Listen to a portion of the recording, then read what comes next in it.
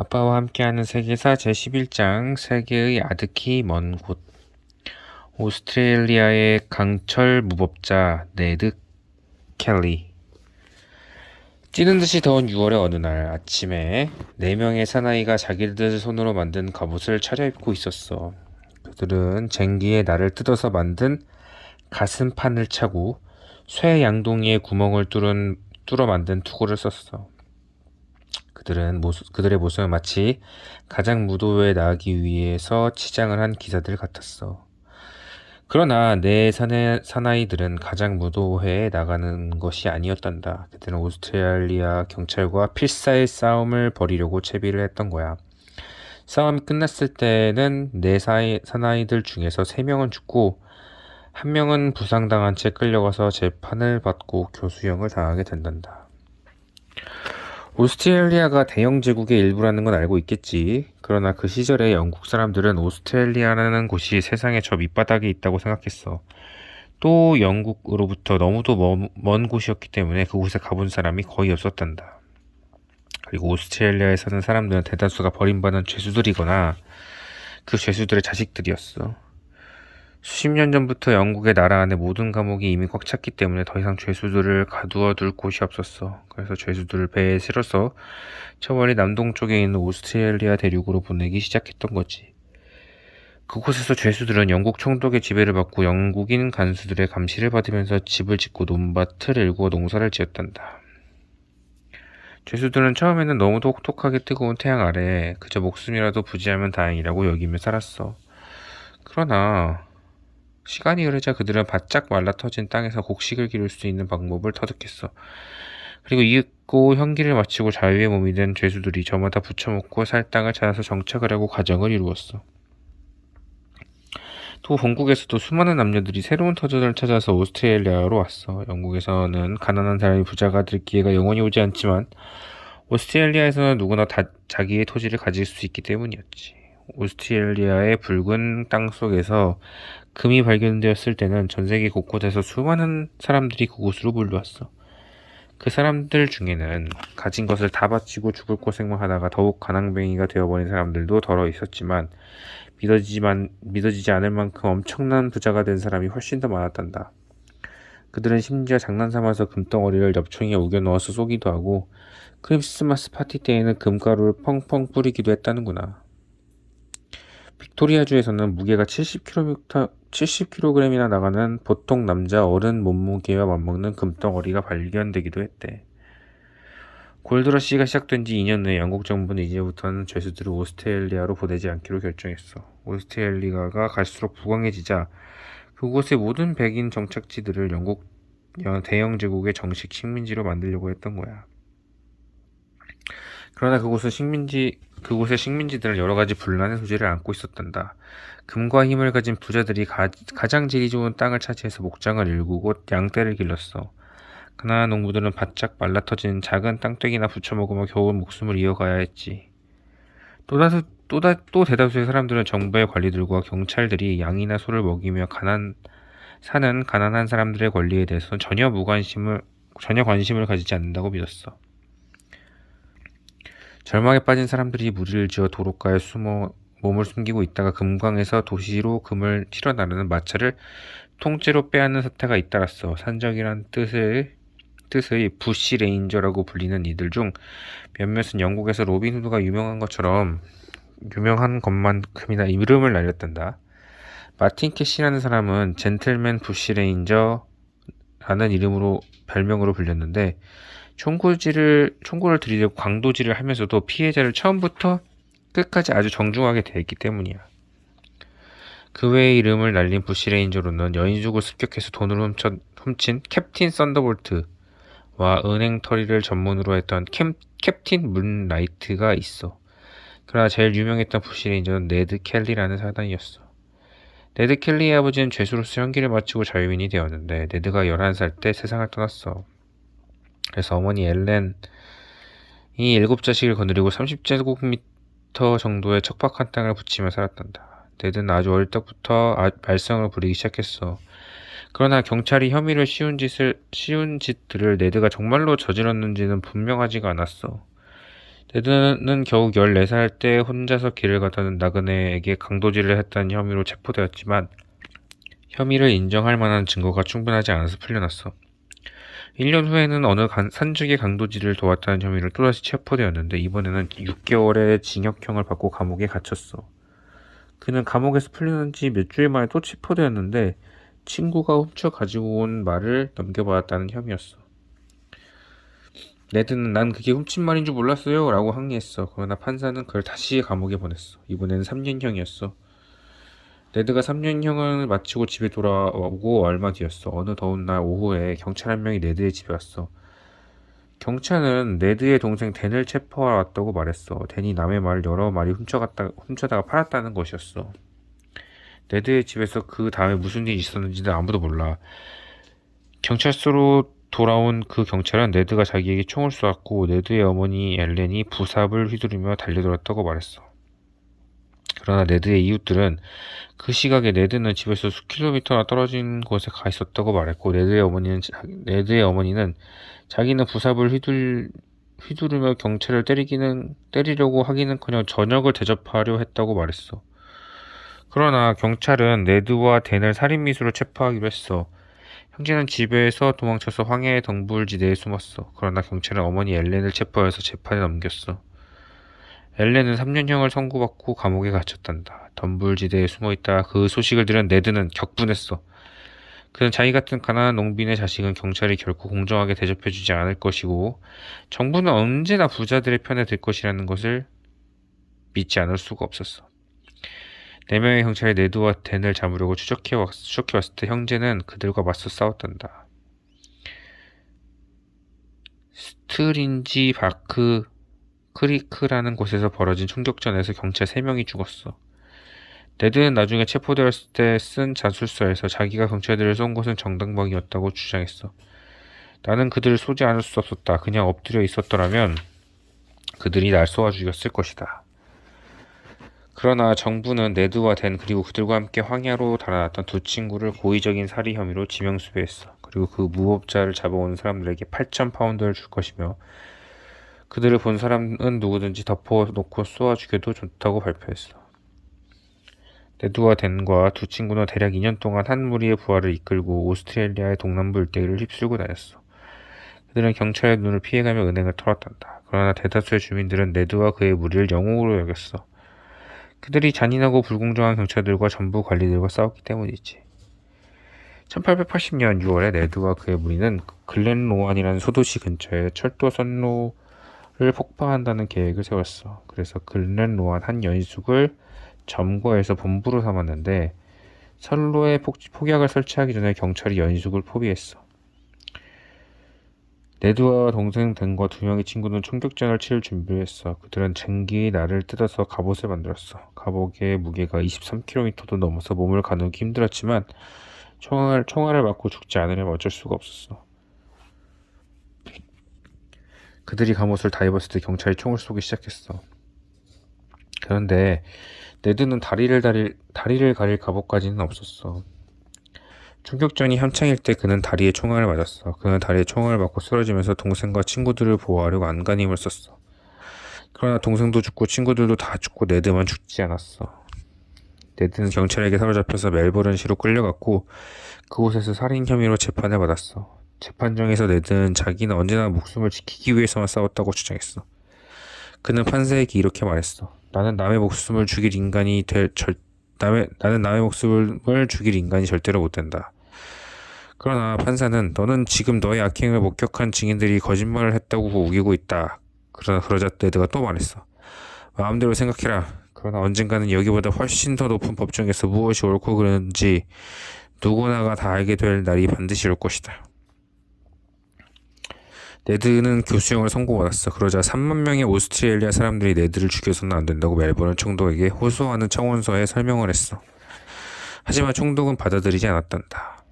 1880년 네드 켈리는 교수형을 당했어. 그 후 100여 년 동안 오스트레일리아 사람들은 네드 켈리에 관한 소설과 시를 많이 썼단다. 네드 켈리가 한낱 범죄자에 지나지 않는다고 주장하는 사람들도 있었지만 더 많은 사람들이 그를 대영 제국이 오스트레일리아 사람들에게 강제로 들이댄 부당한 법에 대해서 싸운 진정으로 용감한 사나이라고 믿었어. 네드가 죽은 지 21년 후에 오스트레일리아는 오스트레일리아 연방이 되었어. 오스트레일리아도 캐나다와 마찬가지로 대영 제국의 일부로 남아있는 한편 스스로 법을 만들고 스스로 지도자를 뽑을 권리를 가진 국가가 된 거야. 유럽에 의해 토막토막 잘리는 아프리카. 오스트레일리아 까마득히 먼 곳인 것처럼 신비에 쌓인 아프리카의 밀림과 평원도 아득히 먼 곳이었어. 영국과 프랑스, 독일을 비롯한 각 유럽의 나라들이 아프리카는 그저 아득히 먼 신비와 야생의 땅일 뿐이었지. 유럽의 나라들에게는 아프리카는 그저 아득히 먼 신비와 야생의 땅일 뿐이었지. 데이비드 리빙스턴 이후에 수많은 탐험가들이 그가 갔던 길을 따라갔단다. 그들은 나일강을 따라서 거슬러 올라가서 그 발원지를 찾아내고 드넓은 콩고 강을 배를 타고 내려가서 아직 유럽 사람은 아무도 가보지 못한 아프리카의 한가운 지역을 탐험했어. 그들이 발견한 수백 킬로미터의 길 위에는 돈이 될 만한 온갖 귀한 것들이 널려 있었어. 거대한 엄니가 돋은 코끼리떼가 지어다니고 엄청난 양의 금과 은이 묻힌 산이 있고 삽을 들고 가서 퍼내기만 하면 될 석회석지대가 있고 고무나무가 지천으로 널려 있고 모카와 커피와 차를 경작하기에 그 이상 좋을 수가 없는 완벽한 땅이 있었어. 그런데 아직은 유럽의 그 어느 나라도 그 땅을 자기 땅이라고 주장하지 않았어. 그러니까 탐험가들의 눈에는 그 황금의 땅이 주인 없는 땅이었던 것이야. 프랑스와 독일과 영국은 물론이고 스페인과 포르투갈, 러시아도 아프리카 해안의 곳곳에 무역항들을 건설해 나가고 있었어. 1870년 말 무렵에 아프리카는 유럽에서 온 상인들과 선교사들이 우글거렸지만 아직 아프리카 대륙의 대부분은 아프리카의 추장들과 왕들이 지배하고 있었단다. 그런데 유럽의 두 나라가 강하게 밀고 나오기 시작했어. 벨기에의 레오폴드 2세가 먼저 아프리카 땅을 차지했어. 레오폴드는 벨기에의 왕제에 오르기 이전 왕자 시절부터 벨기에가 전 세계 곳곳에서 식민지를 확보함으로써 더욱 부강한 나라가 되기를 원했어. 그는 이미 국왕이 되기 5년 전에 국민들에게 이렇게 말했단다. 나는 이제 우리가 영토를 열패할 때가 되었다고 생각합니다. 머뭇거리고 있다가는 우리보다 강성한 나라들이 차지하고 남은 찌꺼기나 기웃거리게 되고 말 것입니다. 그리고 1년 후에 그는 또 국민들에게 이렇게 말했어. 이웃 나라들을 보십시오. 그들을 본받아야 합니다. 우리에게는 아직 기회가 남아있을 때 저 바다 너머로 눈을 돌려야 합니다. 저 바다 너머에는 여러분이 만든 제품을 얼마든지 팔 수 있는 시장이 있고 레오폴드 왕자가 왕위에 올라서 레오폴드 2세가 되었어. 그는 먼저 의회를 설득해서 아프리카 한가운데에 콩고 분지를 차지하려고 했어. 그러나 의회가 거절하자 레오폴드는 그렇다면 다른 후원자의 도움을 받겠다고 선언했어. 그가 말한 후원자란 아프리카 대륙의 서양의 현대 문물을 소개한다는 구실로 서양 사람들이 만든 국제 아프리카 협회라는 단체였어. 레오폴드 2세는 전에 리빙스턴이 찾아서 아프리카로 갔던 미국인 헨리 모턴 스탠리를 고용해서 콩고로 들어가는 무역로의 지도를 그리게 했어. 스탠리는 약 1600km 거리의 무역로를 표시한 지도를 그렸단다. 레오폴드 2세는 국제 아프리카 협회의 이름으로 그 길의 곳곳에 통상기지와 작은 선교사무소를 세웠어. 그런 다음 그는 그 길 주위에 있는 아직 누구의 소유도 아닌 땅은 모두 이제부터 그의 식민지가 되었다고 선언했어. 독일이 그것을 그냥 보고만 있지 않았어. 독일의 여러 주들이 마지못해서 프로이센의 빌헬름 1세와 독일 황제로 1세를 독일 황제로 인정한 지 9년 후인 1880년에 독일 제2제국이 아프리카 동부와 서부 여러 곳의 땅을 독일 소유라고 주장했어. 벨기에와 독일이 잇따라 아프리카 땅을 뭉텅뭉텅 차지하는 것을 유럽의 다른 나라들이 가만히 보고 있을 리가 없었어. 포르투갈은 아프리카의 남동부 해안을 자기들 땅이라고 주장했고 프랑스는 서부와 남서부 북부의 땅을 차지한 것으로 모자란다는 듯이 상콩고의 여러 주장들에게 옷감과 술을 안겨주고 어르고 깨워서 평화조약을 맺었어. 이탈리아는 동북부의 에티오피아와 동맹조약을 맺었고 영국은 남동부 해안과 남쪽 끝을 차지하고 또 서부 해안에 드문드문 흩어져 있는 왕국들을 집어삼켰어.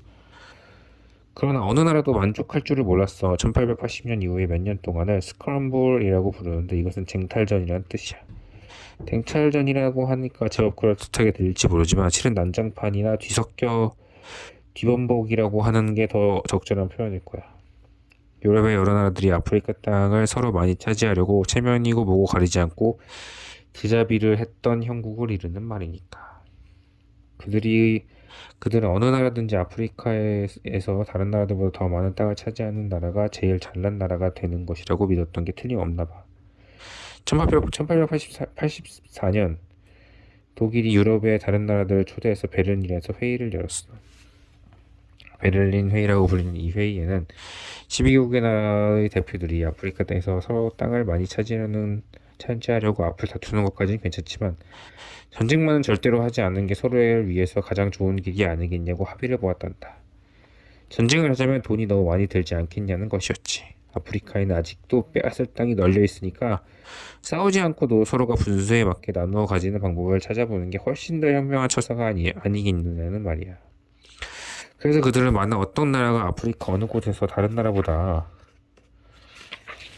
먼저 무역기지와 선교사무소를 차린다면 그곳은 그 나라의 점령지가 되는 것이라고 합의했어. 어느 나라도 나중에 그곳을 자기 땅이라고 우기거나 공격을 해서는 절대로 안 된다는 것이었지. 모든 나라의 대표들이 합의서에 설명을 하고 각자 자기 나라로 돌아갔어. 문명인답게 평화적인 방법으로 문제를 해결했다는 자부심으로 모두들 흡족했지. 그러나 문명인다운 평화적 해결책은 수천 년 동안 그 땅에 살아왔던 아프리카 수많은 부족들을 철저하게 무시하는 행위라는 데에까지 생각이 미친 사람은 아무도 없었어. 대다수의 유럽인은 그 대륙의 빌딩과 평원에 사는 사람들은 아직 완전한 인간이 되지 못했고 그래서 자기들이 사는 땅을 자기들의 힘으로 운영할 능력이 없다고 생각했던 거야.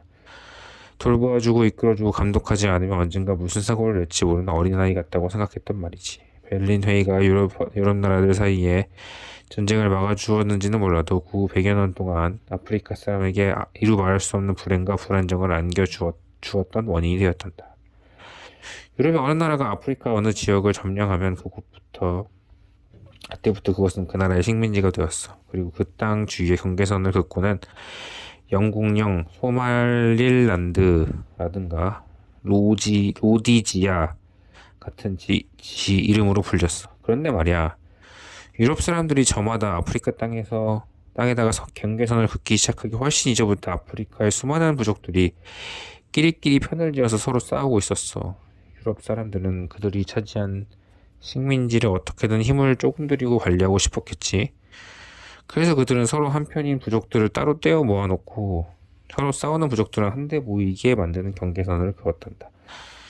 식민지 백성들이 단결하지 못하고 늘 서로 싸운다면 그보다 더 편리할 수 없을 테니까.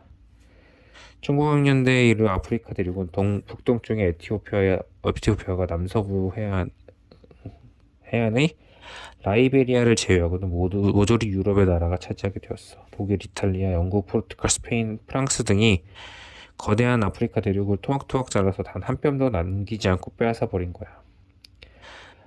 아프리카계 미국인 작가인 웹 디부아라는 사람은 베를린 회의가 끝났을 무렵에 10대의 소년이었지.